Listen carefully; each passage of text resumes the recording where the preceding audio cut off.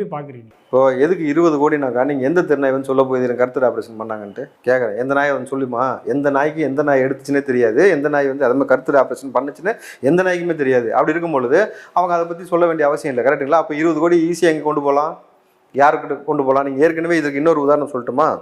அந்த பெரும்பள்ளத்தில் பாதிக்கப்பட்ட கல்லூரிகளையும் பள்ளிகளை, அரசாங்கம் பள்ளிகள் வந்து அதை சீரமைப்பதற்கு 1 கோடி ரூபாயும், புலிகள் உல்லாசமாக இருப்பதற்கு 20 கோடி ஒதுக்குனாங்கல்ல, அதே தான். புலிக்கு 20 கோடி, நாய்க்கு 20 கோடி. மக்களுக்கு என்னன்னு பாருங்கள், ஒன்றுமே இல்லையா? மக்களுக்கு தெரு கோடியில் நம்ம நிற்கிறோமா? சோத்துக்கு தண்ணிக்கு பிச்சை எடுக்கிறோமா?